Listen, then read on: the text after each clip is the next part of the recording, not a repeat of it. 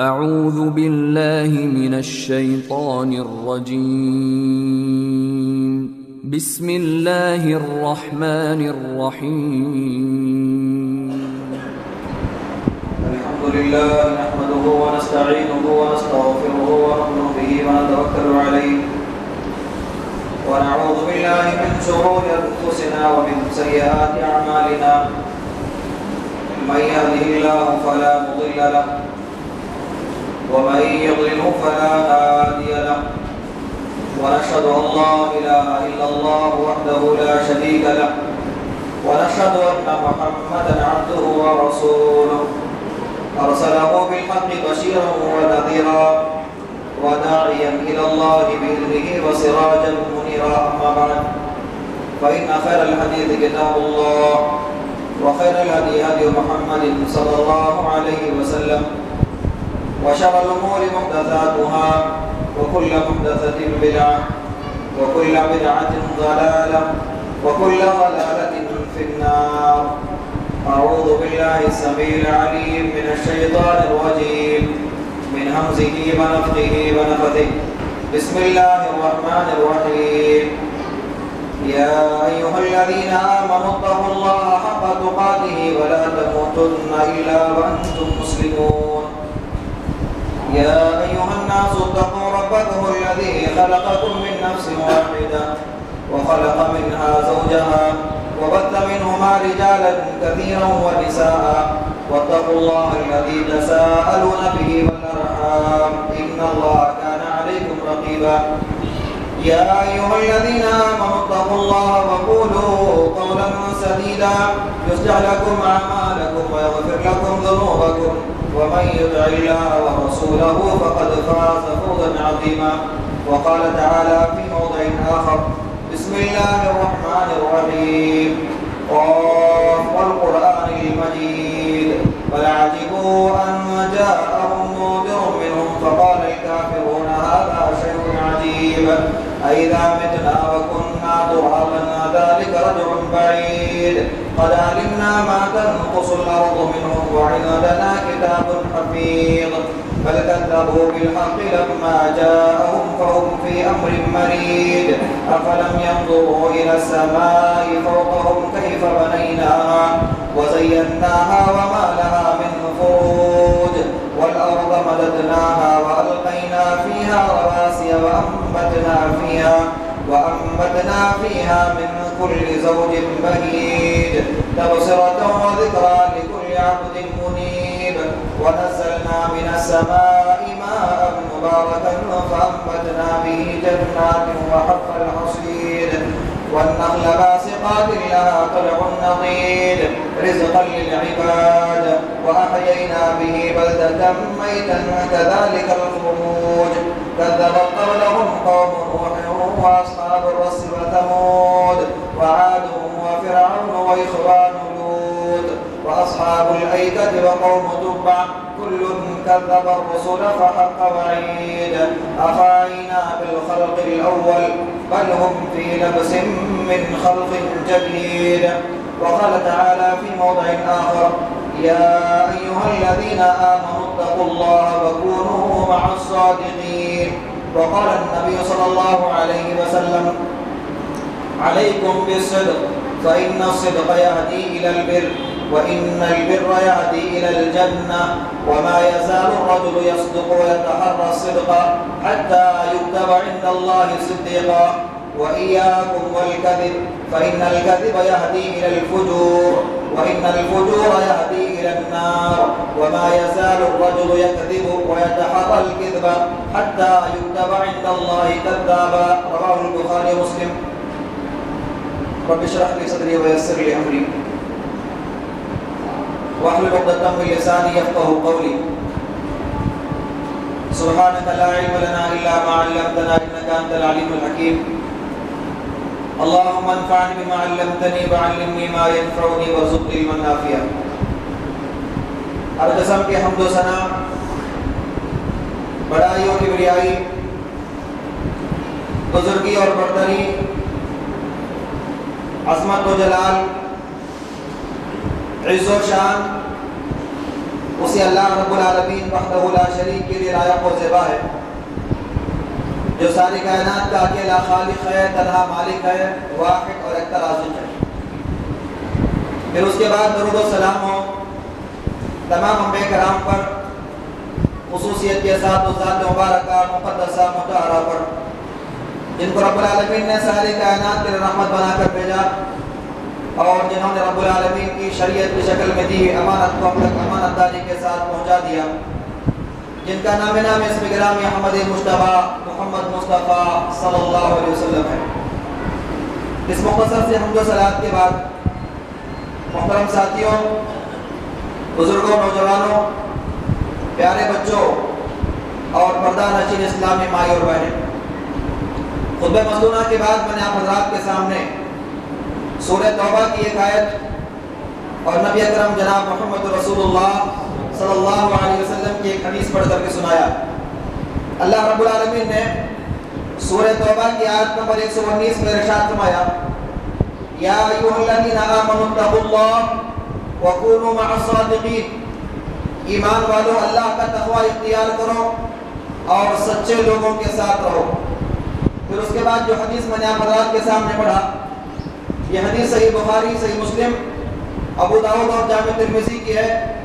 نبی کریم جناب محمد رسول اللہ صلی اللہ علیہ وسلم نے فرمایا، علیکم بالصدق، لوگوں سچائی کو لازم پکڑو، فإن الصدق یہدی الی البر، اس لیے کہ سچائی نیکی کا راستہ دکھاتی ہے، وإن البر یہدی الی الجنہ، نیکی انسان کو جنت کی رہنمائی کرتی ہے، وما یزال الرجل یصدق ویتحری الصدق حتی یکتب عند اللہ صدیقا، ایک انسان سچ بولتا ہے تو اس کو ہمیشہ سچ ہی بولنا پڑتا ہے، یہاں تک کہ وہ بندہ اللہ کے پاس صدیقین میں سے لکھ دیا جاتا ہے۔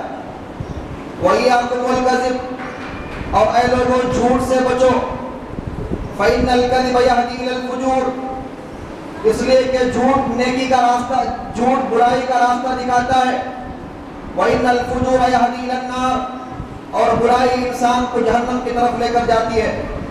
وَمَا يَزَالُ الرَّجُلُ يَكْذِبُ وَيَتَحَرَّى الْكِذْبَ، ایک انسان جھوٹ بولتا ہے تو اس کو ہمیشہ جھوٹ ہی بولنا پڑتا ہے، حَتَّى يُكْتَبَ عِندَ اللَّهِ كَذَّابًا، یہاں تک کہ وہ بندہ اللہ کے پاس جھوٹوں میں لکھ دیا جاتا ہے۔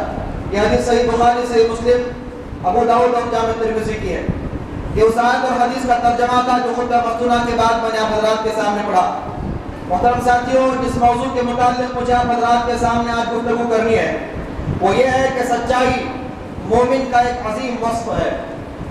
میں اور آپ اپنے آپ کو مومن کہتے ہیں، ایمان والے ہیں ہم اور آپ، تو ہمیں اسلام نے بہت ساری بہترین صفات سے متصف ہونے کا حکم دیا کہ آپ مومن ہیں تو آپ کو ایسا کام کرنا ہے، آپ ایمان والے ہیں تو آپ کو فلاں چیز سے بچنا ہے۔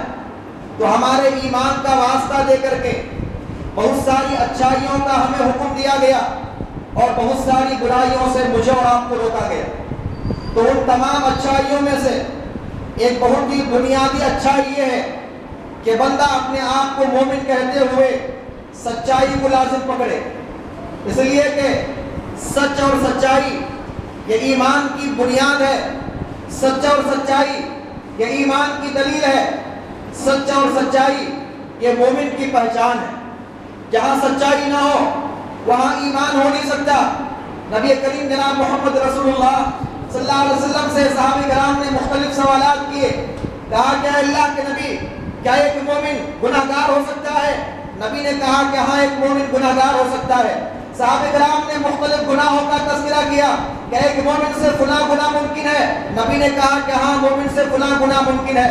صحابہ چلتے چلتے جب اس گناہ پر پہنچے، صحابہ نے پوچھا کہ اللہ کے نبی کیا ایک مومن جھوٹا ہو سکتا ہے؟ نبی کریم علیہ السلام نے کہا مومن جھوٹا نہیں ہو سکتا، مومن جھوٹا نہیں ہو سکتا، ایک مومن کا جھوٹ کے ساتھ کوئی تعلق ہی نہیں ہے۔ نبی کریم جناب محمد رسول اللہ صلی اللہ علیہ وسلم کی تعلیمات مجھے اور آپ کو یہ بات بتلاتی ہیں۔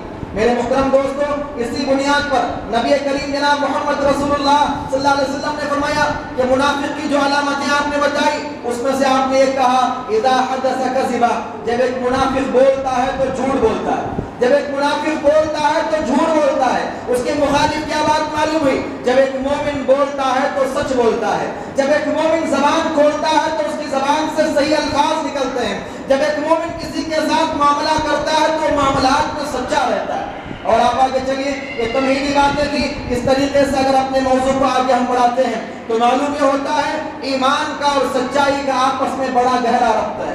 ایمان کو اور سچائی کا آپس میں بڑا گہرا ربط ہے۔ جہاں سچائی ہے وہاں ایمان ہے، اور جہاں سچائی نہ ہو وہاں ایمان بھی ختم ہو جاتا ہے، ایمان بھی وہاں سے رخصت ہو جاتا ہے۔ اس بنیاد پر اگر دیکھا جائے، جیسے سچائی اور سچ کہنے کے تعلق سے گفتگو کی جاتی ہے تو ہمارے زبانوں میں بس ایک ہی بات آتی ہے ہمارے ذہن و دماغ میں، وہ یہ ہے کہ ہم گفتار میں سچے بنیں، ہماری بات سچی ہو۔ یقیناً یہ سچائی کی ایک قسم ضرور ہے، لیکن ایک اور قسم ہے جس سے میں اور آپ اپنے آپ کی آنکھوں کو بند کیے ہوئے، جس کی طرف میں اور آپ توجہ نہیں دیتے ہیں، وہ ہے ہمارے معاملات کی سچائی، وہ ہے ہمارے معاملات کی سچائی۔ تو سچائی کی دو قسمیں ہو جاتی ہیں، ایک یہ ہے کہ بندہ اپنے آپ میں بذات خود سچا ہو، اپنے معاملات میں کھڑا اترے، اپنے معاملات میں سچائی اس کی زندگی میں جھلکتی رہے، ایک یہ سچائی ہے۔ اور دوسری وہ سچائی جو عام ذہن میں ہے، گفتگو کا بندہ سچا ہو، اس کی باتیں سچی ہو، وہ کہے تو سچ کہے، جھوٹ سے قطعی طور پر بندہ پرہیز کرتا رہے۔ تو یہ دو قسمیں ہوتی ہیں سچائی کی۔ پہلی طرف میں آتا ہوں، پہلی قسم جو معاملات میں سچائی کی ہے۔ ایک بندے کا معاملہ مختلف چیزوں سے ہوتا ہے۔ بندے کا معاملہ سب سے پہلے اللہ کے ساتھ ہے، اللہ کے ساتھ معاملات میں بندہ سچا ہو۔ امتی ہونے کی حیثیت سے ایک انسان کا معاملہ، ایک امتی کا معاملہ اس کے اپنے پیغمبر کے ساتھ ہوتا ہے، پیغمبر کے ساتھ اپنے معاملے میں ایک امتی سچا ہو۔ ایک انسان کا شوہر ہونے کی حیثیت سے اس کا معاملہ اس کی بیوی کے ساتھ ہوتا ہے، اس معاملے میں بندہ سچا ہو۔ والدین ہونے کی حیثیت سے اولاد کے ساتھ ان کا معاملہ ہوتا ہے، والدین کے فرائض کو ادا کرنے میں بندہ سچا ہو۔ اولاد ہونے کی حیثیت سے بندے کا تعلق والدین کے ساتھ ہوتا ہے، والدین کے معاملات میں بندہ سچا ہو۔ کاروبار آپ کر رہے ہیں، ایک گراہک ہونے کی حیثیت سے دکاندار کے معاملے میں آپ کو سچا ہونا چاہیے، دکاندار ہونے کی حیثیت سے گراہک کے معاملے میں آپ کو سچا ہونا چاہیے۔ کہیں آپ ملازمت کرتے ہیں تو ملازمت کرتے ہوئے آپ کے جو ذمہ داران عہدیداران ہیں ان کے معاملات میں آپ کو سچا ہونا چاہیے۔ اگر آپ کہیں کے ذمہ دار اور عہدیدار ہیں تو آپ کو اپنے ملازمین کے معاملات میں سچا ہونا چاہیے۔ تو یہ جو معاملات ہیں، ان معاملات میں بھی مجھے اور آپ کو سچائی کو لازم پکڑنی ہے، جو ہماری عام زبان میں کہتے ہیں کہ یہ بندہ اپنی ذمہ داری میں بڑا کھڑا ہے، یہ بندہ اپنے معاملات میں بڑا کھڑا ہے، تو مطلب یہ ہوا کہ سچائی کا معاملہ ہی کھڑا ہے۔ آئیے میں آپ کو بتلاتا ہوں اللہ کے ساتھ ایک انسان کی سچائی کا معاملہ کیا ہے۔ اللہ کے ساتھ انسان کی سچائی کا معاملہ یہ ہے، یہ بات سچ ہے کہ اللہ ہمارا خالق ہے، اللہ نے مجھے اور آپ کو اپنی عبادت کے لیے پیدا کیا ہے، اللہ نے مجھے اور آپ کو رب العالمین کی توحید کو ماننے اور اس کی توحید پر عمل کرنے کے لیے اللہ نے پیدا کیا ہے۔ تو میں اور آپ اس معاملے میں کھڑے اتریں، رب کی عبادت کریں، سیدھے بیٹھیں، رب کی عبادت کریں، اللہ تعالیٰ کی عبادات میں کسی کو شریک نہ کریں، شرک سے ہمارا دور دور کا کوئی رشتہ اور ناطہ نہ ہو، یہ اللہ تعالیٰ کے ساتھ معاملات میں سچائی ہے۔ اسی لیے نبی کریم جناب محمد رسول اللہ صلی اللہ علیہ وسلم نے اپنے صحابی کو سوال کیا، کہا کہ اے صحابی کیا تم جانتے ہو اللہ کا حق بندوں کی ذمہ داری میں کیا ہے؟ اللہ کا حق بندوں کی ذمہ داری میں کیا ہے اور بندوں کا حق اللہ کی ذمہ داری میں کیا ہے؟ تو انہوں نے کہا کہ اللہ اور اس کے رسول بہتر جانتے ہیں۔ آپ صلی اللہ علیہ وسلم نے فرمایا اللہ کا حق بندوں کی ذمہ داری میں یہ ہے ان یعبدوا ولا یشرکوا بہ شیئا، کہ بندے اللہ ہی کی اکیلے کی عبادت کریں، اس کے ساتھ کسی کو شریک نہ کریں۔ اور کیا تم جانتے ہو کہ بندوں کا حق اللہ کی ذمہ داری میں کیا ہے؟ بندوں کا حق اللہ کی ذمہ داری میں یہ ہے کہ جو بندہ صرف اللہ کی عبادت کرتا ہو، اس کے ساتھ کسی کو شریک نہ کرتا ہو، اللہ کا حق یہ ہے کہ اللہ تعالیٰ ایسے بندے کو عذاب سے نجات دے دے، اللہ ایسے بندے کو عذاب میں مبتلا نہ کرے۔ تو معلوم یہ ہوا کہ اللہ کے ساتھ ہمارا معاملہ سچا ہو کا مطلب یہ ہے کہ میں اور آپ اسی کی عبادت کریں، توحید پر قائم رہیں، شرک سے دور رہیں، اور ہم جو بھی عبادت کریں ان عبادات میں ریاکاری اور دکھاوا نہ ہو۔ اس لیے کہ ریاکاری اور دکھاوے کو نبی کریم جناب محمد رسول اللہ صلی اللہ علیہ وسلم نے نفاق کی علامت آپ نے قرار دیا، اور خود اللہ تعالیٰ قرآن میں فرماتا ہے کہ کہ منافقوں کا معاملہ ایسا ہے مذبذبین بین ذالک لا الہ الا ولا الہ الا، وہ تذبذب میں ہے، نہ ادھر ایمان کی طرف مکمل آتے ہیں نہ کفر کی طرف مکمل جاتے ہیں۔ اور پھر اس کے بعد کہا ان منافقوں کا معاملہ ایسا ہے کہ جب وہ نماز کے لیے ٹہرتے ہیں، جب وہ جو بھی عبادت کرتے ہیں یراؤن الناس، لوگوں کو دکھانے کے لیے کرتے ہیں۔ تو معلوم یہ ہوا کہ دکھاوے کی عبادتیں یہ اللہ تعالیٰ کے ساتھ معاملات میں جھوٹ ہے، دکھاوے کے لیے عبادتیں یہ اللہ تعالیٰ کے ساتھ معاملات میں دغا بازی ہے، دکھاوے کے لیے عبادتیں یہ اللہ تعالیٰ کے ساتھ معاملات میں دھوکہ بازی ہے اور سچائی سے دور ہونا ہے۔ اور آپ آگے چلیے، نبی کے ساتھ سچائی کا کیا معاملہ ہے؟ نبی کے ساتھ سچائی کا معاملہ یہ ہے کہ بندہ نبی علیہ السلام کی باتوں پر عمل کرتا رہے، آپ کی باتوں کے مطابق زندگی بسر کرے، آپ کی سنتوں کو حفظ جاں بنا لے، آپ کی سنتوں سے اپنی جان سے زیادہ محبت کرے بندہ، یہ نبی صلی اللہ علیہ وسلم کے معاملات میں اور آپ کے نبی ہونے کی حیثیت سے سچائی کا معاملہ یہ ہوگا۔ اسی لیے نبی کریم علیہ السلام نے کیا کہا؟ من کذب علی متعمدا فلیتبوا مقعدہ من النار، اللہ کے نبی نے کہا کہ جو بندہ مجھ پر جان بوجھ کر جھوٹ گھڑتا ہے، جو بات میں نے نہیں کہا اپنی طرف سے بیان کر کے کہتا ہے کہ اللہ نے یہ بات بتائی، اللہ کے نبی نے یہ بات بتائی ہے، اللہ کے نبی نے کہا ایسا بندہ اپنا ٹھکانہ جہنم میں بنانا چاہیے۔ تو بات کیا معلوم ہوئی کہ نبی علیہ السلام کے ساتھ، نبی کے ساتھ سچائی کا معاملہ یہ ہے کہ بندہ نبی کی اطاعت کرے اور نبی کی بات کے آگے سر تسلیم خم کر دے، اور نبی علیہ السلام کی باتوں سے بندے کو حد درجہ محبت ہو، یہ نبی علیہ السلام سے سچائی کا معاملہ ہے۔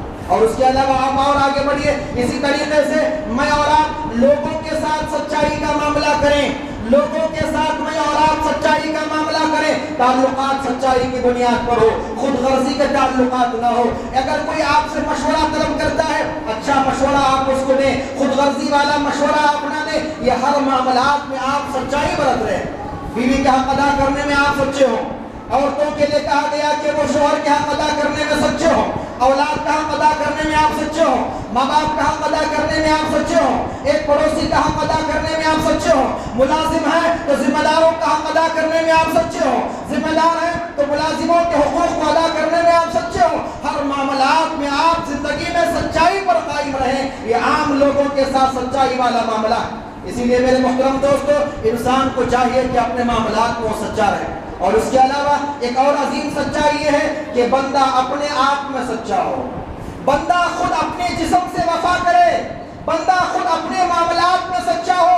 اس لیے کہ قرآن مجید میں جہاں کہیں اللہ رب العالمین نے، جہاں کہیں اللہ تبارک و تعالیٰ نے گناہوں کا تذکرہ کیا، وہاں پر رب العالمین نے یہ بات ضرور بتائی، وَمَا كَانَ اللَّهُ لِيَظْلِمَهُمْ وَلَكِنْ كَانُوا أَنفُسَهُمْ يَظْلِمُونَ، اللہ ان پر ظلم کرنا نہیں چاہتا، اللہ تعالیٰ نہیں چاہتا کہ ان پر ظلم کرے، یہ اپنے آپ کے ظالم ہیں، یہ اپنے آپ پر ظلم کرنے والے ہیں۔ اپنے آپ پر ظلم کرنے والے کا مطلب یہ ہے کہ یہ خود سے گناہگار ہو گئے ہیں، اور گناہگار ہو کر کے خود سے اپنے آپ کو انہوں نے عذاب کا شکار بنا دیا۔ تو اس سے کیا معلوم ہوا؟ اس سے کیا معلوم ہوا کہ جو بندہ جھوٹ کہتا ہے یا برے اعمال جو بندہ کرتا ہے، خلاف شرع جو کام بندہ کرتا ہے، گناہ کے کام جو بندہ کرتا ہے، وہ اپنے آپ کے ساتھ بے وفائی کر رہا ہے۔ اسی لیے علامہ اقبال نے کہا تھا، تو میرا نہ بنتا نہ بن اپنا تو بن، نیکیاں جو کچھ تو کرے گا، اچھے اعمال جو کچھ کرے گا وہ میرے لیے نہ صحیح، اپنے لیے تو سوچ، اپنے لیے کرنے کی کوشش کر، اس لیے کہ جو کچھ تو نیک کام کرے گا اس کا فائدہ تجھے ہی ملے گا، دنیا میں بھی اور آخرت میں بھی۔ بندے کو چاہیے کہ اپنے آپ سے وفاداری کرے۔ اسی لیے آج معاملہ ایسا ہے کہ لوگوں کے معاملات میں آدمی جب دیکھتا ہے کہ جھوٹ وہ کر رہا ہے اور جھوٹ پر وہ عمل کر رہا ہے، تو انسان جو ہے اپنے آپ کے لیے اپنے آپ کے حقوق کو پامال کرنے والا ہوتا ہے۔ اور اللہ رب العالمین نے منافقین کے تعلق سے کیا کہا؟ منافقین کیا کرتے تھے؟ دل میں انہوں نے کفر کو چھپایا تھا اور زبان پر ایمان کا اقرار کرتے تھے۔ دل میں کفر کو چھپایا تھا اور زبان پر ایمان کا اقرار کرتے تھے۔ اللہ رب العالمین نے ان کے تعلق سے کیا کہا؟ سورہ بقرہ میں قرآن مجید کے اوائل میں ہی اللہ تعالیٰ نے منافقوں کا تذکرہ کرتے فرمایا کہ وہ لوگ یہ سمجھتے ہیں کہ وہ اللہ کو، نبی کو اور ایمان والوں کو دھوکہ دے رہے ہیں، لیکن اللہ نے کیا کہا؟ وَمَا يَخْدَعُونَ إِلَّا أَنفُسَهُمْ وَمَا يَشْعُرُونَ، وہ لوگوں کو کیا دھوکہ دیں گے؟ وہ اپنے آپ کو دھوکہ دے رہے ہیں۔ تو گویا کہ ایک انسان دل میں کچھ زبان پر کچھ رکھتا ہے، زبان پر کچھ عمل کچھ اس کا ہوتا ہے، ایسا بندہ دوسروں سے تو وفا کرنا دور کی بات ہے، ایسا بندہ اپنے آپ سے وفا نہیں کر پاتا ہے، ایسا بندہ اپنے معاملات میں سچائی اختیار نہیں کر پاتا ہے۔ تو میرے محترم دوستو، یہ کچھ سچائیاں تھیں جو معاملات کے تعلق سے تھی۔ اس مضمون کو اور آپ پھیلاتے چلے جائیے، بہت ساری چیزیں اس معاملے میں داخل ہو جائیں گی کہ مجھے اور آپ کو اپنی زندگی میں جو بھی معاملات ہمارے ساتھ جڑے ہوئے ہیں ان کے ساتھ سچائی اختیار کرنی چاہیے۔ اور آپ آگے چلیے، اس کے بعد دوسرے شق کی طرف میں آتا ہوں، گفتار میں سچائی، زبان میں سچائی، ہمارے جو کچھ کہیں ہم سچ کہیں، جھوٹ نہ کہیں۔ جھوٹ کہتے کس کو ہیں؟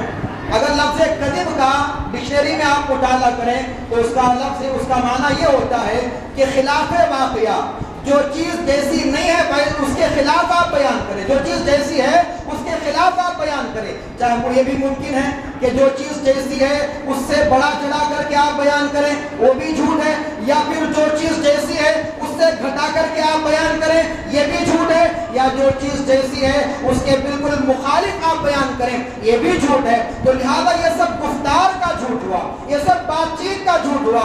ہر صحیح انسان سے آپ پوچھئے، وہ یہی کہے گا کہ بندے کو زبان کا جھوٹا نہیں ہونا چاہیے، بندے کو زبان کا جھوٹا نہیں ہونا چاہیے، اس لیے کہ دیکھا گیا ہے کہ جو بندہ اپنے معاملات میں سچا ہوتا ہے، اپنے گفتار میں سچا ہوتا ہے، ایسا بندہ بہادر ہوتا ہے، باہمت ہوتا ہے ایسا بندہ، جس لیے کہ اس نے سچ کہہ دیا، اس کو سچ کہنا ہے۔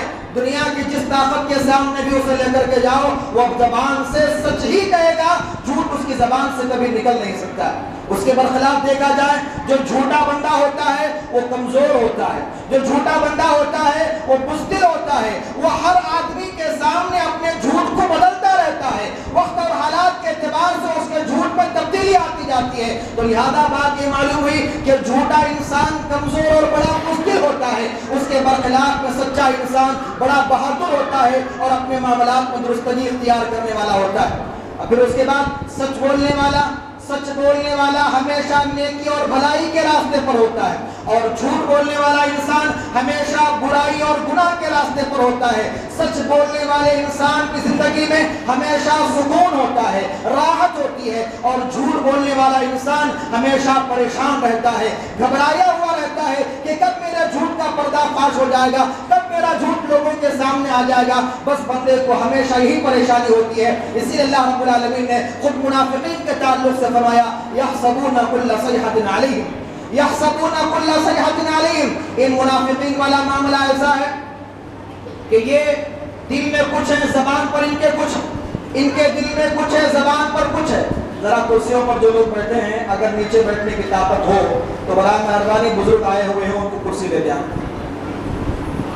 تو جو کرسی پر بیٹھنا چاہتے ہیں ان سے گزارش ہے کہ پہلے آئیں، وقت سے پہلے، سب کو پریشان نہ کریں۔ تو لہذا کہا گیا کہ اللہ نے فرمایا کہ یحسبون کل صیحۃ علیہم، کہ منافقین قرآن مجید کی ہر نازل ہونے والی آیت کے تعلق سے سمجھتے تھے کہ شاید یہ آیت ہمارے خلاف ہے، شاید یہ آیتیں ہمارے خلاف نازل ہوئی ہیں، شاید یہ آیتیں ہمارے دل کی پول کھولنے کے لیے نازل ہوئی ہیں۔ یہ معاملہ ان کا تھا، اسی لیے جب بھی نبی علیہ السلام پر کوئی آیت نازل ہوتی وہ پریشان ہو جاتے کہ کہیں ہمارے دل کی بات اللہ تعالیٰ قرآن میں نازل نہ کر دے۔ تو معلوم یہ ہوا کہ جو بندہ جھوٹا ہوتا ہے وہ ہمیشہ پریشان ہوتا ہے، اس کی زندگی سے سکون ختم، اس کی زندگی سے راحتیں ختم ہو جاتی ہیں۔ اور میرے محترم دوستو، میں نے آپ حضرات کے سامنے خطبہ مدونہ کے بعد جو حدیث پڑھا، جو آیت میں نے آپ کے سامنے پڑھی، ان دو کا مختصر خلاصہ آپ کے سامنے ذکر کرتا ہوں۔ نبی کریم علیہ السلام نے اس ایک حدیث میں بہت ساری باتیں آپ نے بتا دی ہیں۔ آپ نے کہا علیکم بالصدق، علیکم بالصدق، لوگوں سچائی کو لازم پکڑو۔ زندگی میں جو بھی معاملہ ہو، جس مرحلے پر بھی آپ پہنچ جائیں اور جہاں پر بھی آپ کو بولنا پڑے، آپ سچ بولو، معاملات میں صفائی رکھو اور زبان سے تم سچ کہتے رہو۔ ایک بات آپ نے حکم دیا۔ پھر اس کے بعد آپ نے کہا فَإِنَّ الصِّدْقَ يَهْدِي إِلَى الْبِرِّ، فَإِنَّ الصِّدْقَ يَهْدِي إِلَى الْبِرِّ، اس لیے کہ نیکی آپ کو، سچائی آپ کو نیک راستہ دکھاتی ہے، سچائی آپ کو بہتر راستہ دکھاتی ہے۔ سچ آپ کہتے جاؤ گے تو آپ کی زندگی میں نیکی کے بہت سارے راستے آسان ہو جائیں گے۔ پھر اس کے بعد نبی صلی اللہ علیہ وسلم فرماتے ہیں وَإِنَّ الْبِرَّ يَهْدِي إِلَى الْجَنَّةِ، اور نیکی آپ کو جنت تک پہنچا کر چھوڑے گی۔ نیکی آپ کو جنت تک پہنچا کر چھوڑے گی. تو بات یہ معلوم ہوئی کہ سچ کہنے سے صرف میری اور آپ کی دنیا نہیں بنے گی، بلکہ سچ کہنے سے میری اور آپ کی دنیا بھی بنے گی، اور سچ کہنے سے میں اور آپ جنت میں بھی داخلے کے مستحق ٹھہر سکتے ہیں. اس لیے کہ آپ نے فرمایا سچائی کو لازم پکڑو، سچائی آپ کو نیک راستہ دکھائے گی اور نیکی آپ کو جنت کی طرف لے کر جائے گی. تو معلوم کیا ہوا کہ آپ ایک زبان سے سچ کہہ رہے ہیں اور سچ معاملات میں آپ سچائی کو لازم پکڑے ہوئے ہیں. تو یہ آپ کی یہ وصف، آپ کی یہ صفت آپ کو جنت کی رہنمائی کرے گی، جنت کی طرف آپ کو آپ کا یہ وصف لے کر چلا جائے گا. اور پھر آگے اللہ کے نبی نے کیا کہا؟ وَلَا يَزَالُ الرَّجُلُ يَصْدُقُ وَيَتَحَرَّى الصِّدْقَ حَتَّى يُكْتَبَ عِندَ اللَّهِ صِدِّيقًا. اچھا ایک اور بات آپ سمجھ جائیے کہ نبی کریم علیہ السلام نے سچ کہنے والے کے تعلق سے کہا کہ یہ نیکی کے راستے پر چلتا ہے اور نیکی انسان کو جنت کی طرف لے کر جاتی ہے. تو گویا کہ نبی کریم علیہ السلام نے سچ کہنے والے کی خاتمہ بالخیر کی آپ نے پیشن گوئی کی. آپ نے بتلایا کہ جو زندگی میں سچ کہتا ہے اس کا خاتمہ نیکی پر ہوتا ہے اور اللہ تعالیٰ کے پاس وہ بندہ رب کی جنتوں میں داخل ہو جاتا ہے.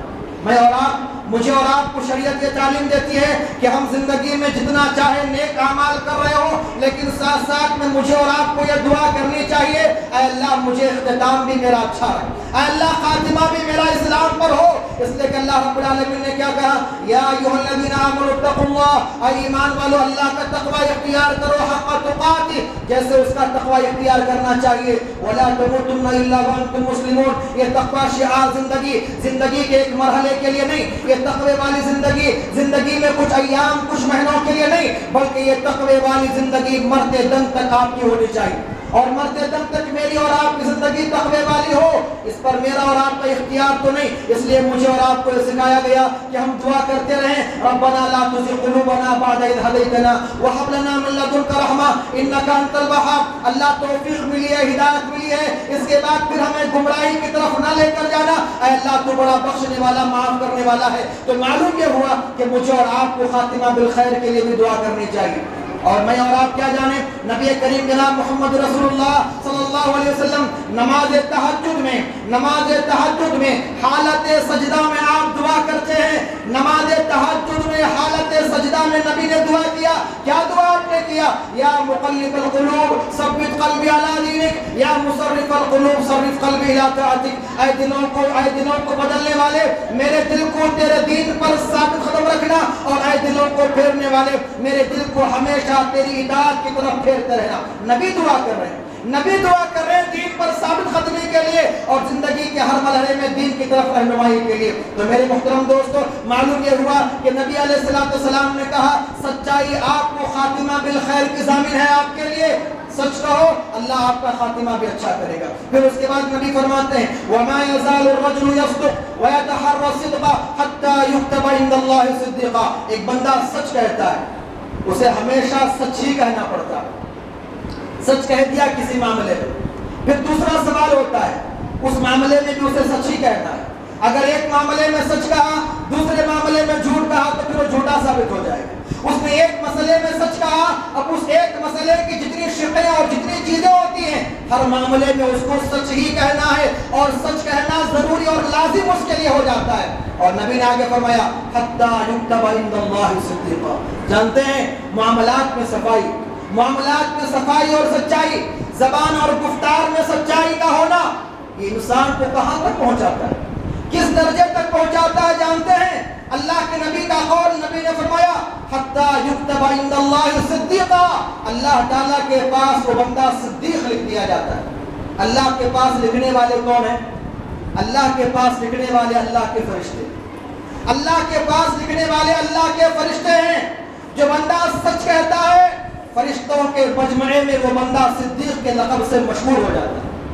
فرشتوں کے درمیان اس بندے کو صدیق کے نام سے جانا جاتا ہے. فرشتوں کے درمیان اس بندے کا مرتبہ اور مقام صدیقین کے درجے پر پہنچا دیا جاتا ہے. اور جانتے ہیں صدیقین کا درجہ کیا ہے؟ اللہ رب العالمین نے قرآن میں فرمایا وَمَن يُطِعِ اللَّهَ وَالرَّسُولَ فَأُولَٰئِكَ مَعَ الَّذِينَ أَنْعَمَ اللَّهُ عَلَيْهِمْ من النبيين والصديقين والشهداء والصالحين وحسن اولئك رفيقا. اللہ رب العالمین نے کہا جو اللہ اور اس کے رسول کی اطاعت کرتے ہیں وہ قیامت کے دن ان لوگوں کے ساتھ رہیں گے جن پر اللہ نے اپنے انعام و اکرام نازل کیے. اللہ کا انعام و اکرام کن کن ہستیوں پر ہے, اللہ کا انعام و اکرام کن کن لوگوں پر ہوا. اللہ نے سب سے پہلے درجے پر کہا کہ نبیوں پر رب کا انعام ہوا. اس کے بعد دوسرے درجے پر اللہ نے کہا صدیقوں پر اللہ کا انعام ہوا. تیسرے درجے پر اللہ نے کہا شہداء پر اللہ کا انعام ہوا. اور چوتھے درجے پر اللہ نے کہا کہ صالحین ہر نیک انسان پر اللہ کا انعام ہوتا ہے. تو آپ ذرا اندازہ لگائیے کہ ایک انسان گفتار کا اور معاملات کا سچا بن جاتا ہے تو وہ اللہ کا انعام حاصل کرنے والے بندوں کی جو کیٹیگریاں ہیں ان کیٹیگریوں میں دوسرے نمبر پر بندہ پہنچ جاتا ہے. پہلے نمبر پر انبیاء کی جماعت اور دوسرے نمبر پر صدیقوں کی جماعت. اور آپ جانتے ہیں امت میں ایک اکیلا صدیق وہ نبی کریم جناب محمد رسول اللہ صلی اللہ علیہ وسلم کے یار غار ابوبکر صدیق رضی اللہ عنہ. ان کو اللہ تعالیٰ نے دنیا میں صدیق کے لقب سے نوازا اور ان سے ایسے اعمال کروائے کہ ان کو صدیق کا لقب ملا اور امت صدیق کے لقب سے ان کو جانتی ہے. میرے محترم دوست آپ جانتے ہیں پھر اس مقام پر امت میں کوئی دوسرا بندہ نہیں پہنچ سکا. لیکن میں اور آپ اگر سچائی کو لازم پکڑتے ہیں, معاملات میں سچائی اختیار کرتے ہیں, زبان اور گفتار کے سچے ہم بن جاتے ہیں, یقین جانیے اللہ کے پاس ہمارا معاملہ صدیقوں میں لکھ دیا جائے گا. پھر اس کے بعد اللہ کے نبی نے کیا کہا وَإِيَّاكُمْ وَالْكَذِبَ, جھوٹ سے بچو, جھوٹ سے بچو, معاملات میں بھی جھوٹ سے بچو, زبان سے نکلنے والے گفتگو میں بھی جھوٹ سے بچو. پھر آپ نے آگے کیا فرمایا وَإِنَّ الْكَذِبَ يَهْدِي إِلَى الْفُجُورِ, اس لیے کہ جھوٹا انسان گناہ کی طرف نکلتا ہے. جھوٹا انسان گناہ کی طرف نکلتا ہے. جھوٹ بندے کو گناہ کا راستہ آسان کر دیتی ہے. اور ایک انسان ایک مرتبہ جھوٹ کہتا ہے تو اسے اپنے اس جھوٹ کو چھپانے کے لیے پھر 100 جھوٹ بولنے پڑتے ہیں. ایک جھوٹ کو چھپانے کے لیے پھر 100 جھوٹ اسے بولنے پڑتے ہیں. اور نبی نے کیا فرمایا ایک انسان جھوٹ کہتا ہے تو اسے جھوٹ ہی بولنا پڑتا ہے. اور آگے کیا ہو گیا, آگے اللہ کے نبی فرماتے ہیں اللہ تعالیٰ کے ہاں وہ بندہ کذاب جھوٹوں میں لکھ دیا جاتا ہے, جھوٹوں میں بندہ لکھ دیا جاتا ہے. اور جانتے ہیں جھوٹ کتنا بڑا گناہ ہے. قرآن مجید میں مختلف گناہوں کا تذکرہ ہوا لیکن جھوٹ کے تعلق سے اللہ نے جو الفاظ استعمال کیے کہا کہ الا لعنت اللہ علی الکاذبین, جھوٹوں پر اللہ کی لعنت ہے, جھوٹوں پر اللہ کی لعنت ہے. رب کی مہربانی سے بندہ محروم ہو جاتا ہے.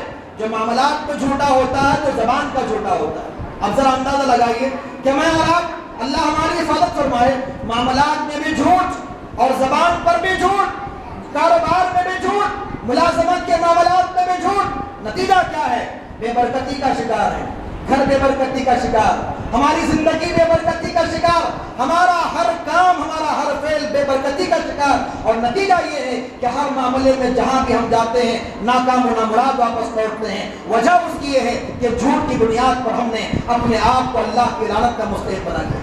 اور آپ آگے چلیے دوستو, یقیناً میں اور آپ چاہتے ہیں کہ ہم سچائی کو لازم پکڑیں, معاملات میں بھی ہماری زندگی سچائی پر ہو, گفتگو میں بھی ہماری زندگی سچائی پر ہو. تو اس کے لیے سب سے بنیادی بات یہ ہے کہ میں اور آپ ایسے ماحول میں رہیں جو ماحول سچوں کا ماحول ہے, جو ماحول سچوں کا ماحول ہے, جہاں پر معاملات بھی سچے ہوتے ہیں, زبان سے نکلنے والی باتیں بھی سچی ہوتی ہیں. ایسے لوگوں کے ساتھ ہم رہیں. اسی لیے سورہ توبہ میں اللہ رب العالمین نے کہا یا ایھا الذین آمنوا اتقوا اللہ, ایمان والو اللہ کا تقوی اختیار کرو, وکونوا مع الصادقین, سچے لوگوں کے ساتھ رہو. اس لیے کہ جب آپ کا اٹھنا بیٹھنا, چلنا پھرنا, سونا جاگنا, کاروبار معاملات سچوں کے ساتھ ہیں تو پھر آپ کو سچ بولنے میں کوئی تکلیف نہیں ہوتی. لیکن اگر آپ کا اٹھنا بیٹھنا جھوٹوں کے ساتھ ہے, وہ لوگ معاملات میں بھی جھوٹے ہیں, گفتار میں بھی جھوٹے ہیں, تو یقین جانیے آپ کا سچ بولنا وہاں پر بڑا مشکل ہوتا ہے. بڑی تکلیف دہ چیز ہوتی ہے وہاں پر آپ کو سچائی پر قائم رہنا. اسی لیے شریعت مجھے اور آپ کو نصیحت کرتی ہے صحبت میں رہو تو اچھوں کی صحبت میں رہو, صحبت میں رہو سچوں کی صحبت میں رہو. اور اسی لیے آپ جانتے ہیں نبی کریم جناب محمد رسول اللہ صلی اللہ علیہ وسلم کائنات کے سب سے سچے انسان, آپ کائنات کے سب سے سچے انسان. میں اور آپ تو کیا, اللہ تعالیٰ گواہی دیتا ہے, قرآن گواہی دیتا ہے کہ نبی کریم علیہ السلام سب سے سچے انسان ہیں. اللہ قرآن میں فرمایا وما ينطق عن الهوى ان هو الا وحی یوحى, نبی اپنے دل سے اپنی مرضی سے آپ کچھ بھی نہیں کہتے ہیں, آپ جو بھی کہتے ہیں وحی کی بنیاد پر آپ کہتے ہیں. ایک مرتبہ ایسا ہوا کہ ایک صحابیہ اور صحابی کے درمیان دونوں شادی ہوئی تھی, دونوں غلامی کی زندگی بسر کر رہے تھے. مغیث اور بریرہ کا یہ واقعہ, دونوں غلامی کی زندگی بسر کر رہے تھے. دونوں میں سے بریرہ آزاد ہو گئی. بریرہ آزاد ہو گئی. آزاد اور غلام کفو نہیں ہے, نکاح میں برابری نہیں ہے. غلام نکاح میں برابری, آزاد سے نکاح میں برابری. اب اس کے بعد بریرہ کو اختیار تھا یا تو مغیث کی زوجیت میں رہیں یا اپنے آپ کو مغیث کی بیوی بننے سے یا آزاد کر دیں. یہ بریرہ کے اختیار میں تھا. لیکن معاملہ ایسا تھا کہ مغیث بریرہ سے حد درجہ محبت کرتے تھے, اور ہونا بھی چاہیے کہ شوہر بیوی سے ایسی محبت کرے اور بیوی شوہر سے ایسی محبت کرے. اور آج ہمارے گھروں میں ایسی محبتیں نہ ہونے کی بنیاد پر انسان محبتوں کو تلاش کرتا ہوا غلط راستوں پر بندہ چل پڑا ہے. اللہ ہمارے معاشرے کی حفاظت فرمائے. میرے محترم دوستو, مغیث حد درجہ بریرہ سے محبت کرنے والے, لیکن بریرہ کو مغیث پسند نہیں تھے. انہوں نے اپنے آپ میں آزادی کا انہوں نے اظہار کیا, خلا لینے کا انہوں نے اظہار کیا. مغیث اللہ کے نبی کے پاس آئے اور کہا کہ اللہ کے نبی, بریرہ کے بغیر میری زندگی مشکل ہے. مغیث کا معاملہ دیوانے پن کے حد تک پہنچ گیا. نبی کریم علیہ السلام نے مغیث کی اس حالت کو دیکھا.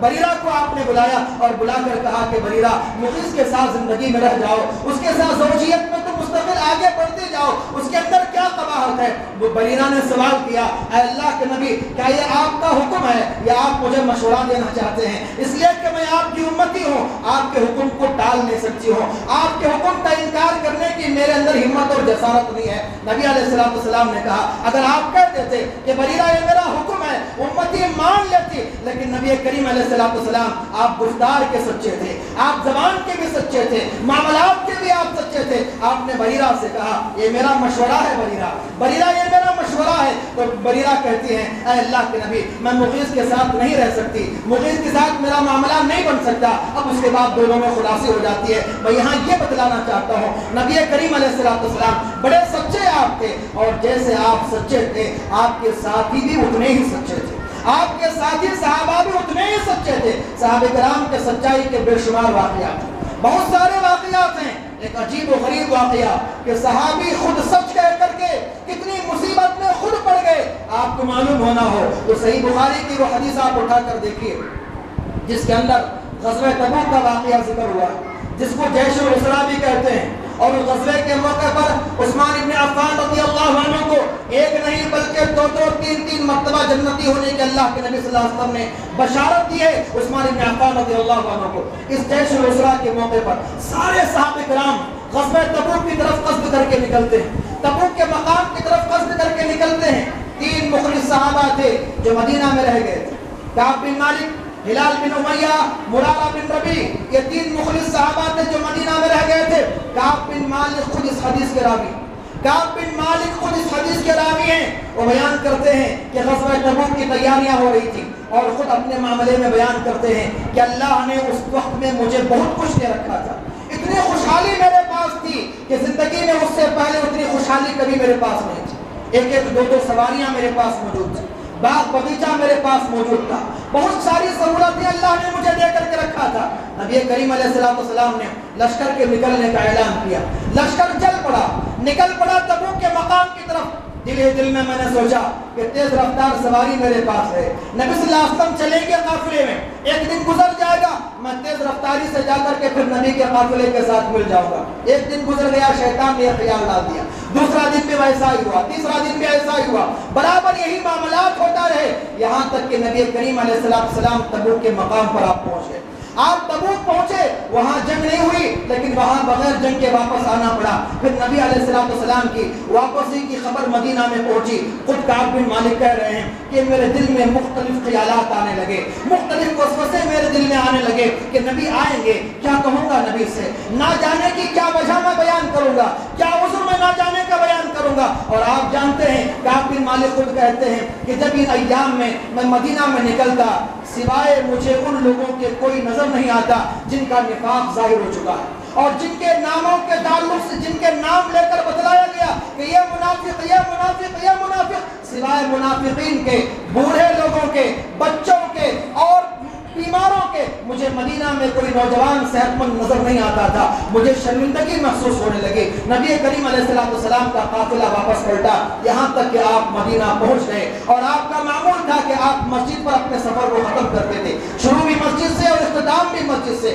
نبی صلی اللہ علیہ وسلم مسجد کو آپ پہنچے، اب اس کے بعد کیا ہوا؟ اللہ قرآن نے فرماتا ہے یعتذرون الیکم اذا رجعتم الیہم، یہ لوگ آ کر، منافقین آ کر نبی آپ کے پاس اپنا عذر بیان کریں گے کہ فلاں ضرورت تھی، فلاں ضرورت تھی، فلاں ضرورت تھی۔ آپ ان سے کہہ دیجئے کہ ہمارے پاس کوئی عذر بیان نہ کرو، قد نبأنا اللہ من اخبارکم، تمہاری خبروں کو اللہ نے بیان کر دیا ہے، تمہاری حالت کیا تھی اللہ نے ذکر کر دیا میرے سامنے، اب جھوٹ بولنے کی کوئی ضرورت نہیں ہے، آپ ان کے ساتھ یہ معاملہ کیجئے۔ کعب بن مالک کی جب باری آئی، جب کعب بن مالک کی باری آئی، نبی کریم علیہ السلام کے سامنے جا کر بیٹھتے ہیں اور بیٹھ کر کے کہتے ہیں کہ اے اللہ کے نبی، اللہ نے مجھے بولنے کا ملکہ دیا ہے، میں بولنے کی صلاحیت رکھتا ہوں، اللہ نے مجھے دیا ہے، بخشا ہے وہ صلاحیت، اگر میں چاہوں تو ان منافقوں کی طرح جھوٹ بول کر کے آپ کے پاس سے اپنے دامن کو صاف کر کے نکل جاؤں، لیکن مجھے خوف اور ڈر اس بات کا ہے کہ میں جھوٹ بول کر کے یہاں سے نکل جاؤں اور اللہ تعالیٰ میرے جھوٹ پر قرآن میں آیت کو نازل کر دیا تو پھر قیامت تک میں رسوا ہو جاؤں گا، قیامت تک میں رسوا ہو جاؤں گا۔ اے اللہ کے نبی، آپ کے سامنے میں یہ بات سچ کہہ رہا ہوں کہ سوائے میں اپنی سستی اور کاہلی کے دوسرا کوئی عذر میرے پاس نہیں ہے کہ میں آپ کے ساتھ شریک نہ ہو سکوں، بس اپنی سستی تھی، کاہلی تھی، شیطانی وسوسے اور فریب تھے کہ میں آپ کے ساتھ غزوہ تبوک میں شریک نہ ہو سکوں۔ صحابی رسول، مخلص صحابی ہیں، اور پھر سچ کہہ رہے ہیں، سچ کہہ رہے ہیں، غلطی تسلیم کر رہے ہیں اور غلطی پر شرمندہ بھی ہیں۔ نبی کریم علیہ السلام نے کعب بن مالک سے کہا کہ کعب اٹھو، میں تمہارے بارے میں اس وقت تک کچھ نہیں کہوں گا جب تک کہ اللہ کی طرف سے کوئی حکم نہ آ جائے، جب تک اللہ کی جانب سے کوئی فرمان نہ آ جائے تمہارے بارے میں کوئی فیصلہ نہ ہوگا۔ اب جو لوگ جھوٹ بولے تھے ان کا عذر قبول کر لیا گیا، چھوڑ دیا گیا۔ کعب بن مالک نے سچ کہا، ان کے ساتھ ان کے دونوں ساتھی مرارہ بن ربیع اور ہلال بن امیہ نے بھی سچ کہا۔ ان تینوں کے معاملے کو اللہ کے حوالے کر دیا۔ ایک دن دو دن نہیں، 40 دن کا بائیکاٹ رہا، 40 دن کا بائیکاٹ رہا، کوئی صحابی بات نہیں کر رہے، نبی بات نہیں کر رہے ہیں۔ کعب بن مالک کہتے ہیں کہ جب میں مسجد میں جاتا اور نبی کریم علیہ السلام مسجد میں بیٹھے رہتے، آپ کو میں دیکھتا، جیسے میں آپ کو دیکھتا نبی کریم علیہ السلام مجھ سے اپنی نظروں کو پھیر لیتے تھے۔ میں مسجد میں داخل ہو کر آپ کے قریب جا کر سلام کرتا، آپ کے ہونٹوں کو دیکھتا کہ کیا میرے سلام کے جواب میں نبی کے ہونٹ حرکت کر رہے نہیں کر رہے۔ پھر اتفاق ایسے ہوا کہ میں اپنے چچا زاد بھائی کے گھر گیا اور اس کے گریبان پکڑ کر کہا کیا تمہیں یقین نہیں کہ میں سچا مومن ہوں؟ کیا تمہیں میری بات پر یقین نہیں آتا ہے؟ تو ان کے بھائی کہتے ہیں کہ تمہارے ایمان کے تعلق سے اللہ اور اس کے رسول بہتر جانتے ہیں، ہم کچھ نہیں کہیں۔ کعب بن مالک کہتے ہیں کہ یہ ہمارا بائیکاٹ 40 دن تک چلتا رہا، اور اتنے میں قریب کے ایک بادشاہ نے خط بھیجا اور اس میں لکھا ہوا تھا کہ کعب تم بڑے قابل انسان ہو، تمہارے بارے میں خبر پہنچی ہے کہ تمہارے پیغمبر نے تمہارے ساتھ ذلت آمیز سلوک کیا ہے، تم ہمارے پاس چلے آؤ، ملک کا بڑا عہدہ ہم تم کو دینے کے لیے تیار ہیں۔ کعب بن مالک نے قاصد کے سامنے خط کو پھاڑ دیا اور کہا کہ جاؤ اپنے بادشاہ سے یہ کہنا کہ کعب نے خط پھاڑ کر کے ہی جواب دیا ہے۔ میرے محترم دوستو، 40 دن کا عرصہ گزرا، مکمل سماجی بائیکاٹ رہا۔ پھر اس کے بعد 40 دن کے بعد نبی کا قاصد آتا ہے، نبی کا پیغام لے کر کے قاصد پہنچتا ہے کعب بن مالک کے گھر اور کہتا ہے کہ نبی کا حکم ہے کہ تم اپنی بیویوں سے بھی الگ ہو جاؤ، تم اپنی بیویوں سے بھی الگ ہو جاؤ۔ کعب بن مالک کے اطاعت کا جذبہ دیکھیے، سچ کہے ہیں اور سچ کہہ کر کے انہوں نے سزا بھگتی ہے۔ پھر کیا ہوا؟ کعب پوچھا کہ نبی کریم علیہ السلام نے صرف علیحدگی اختیار کر لینے کا حکم دیا ہے یا پھر آپ نے طلاق دینے کا حکم دیا ہے؟ اگر آپ کا حکم ایسا ہو تو میں اس کو ماننے کے لیے بھی تیار ہوں۔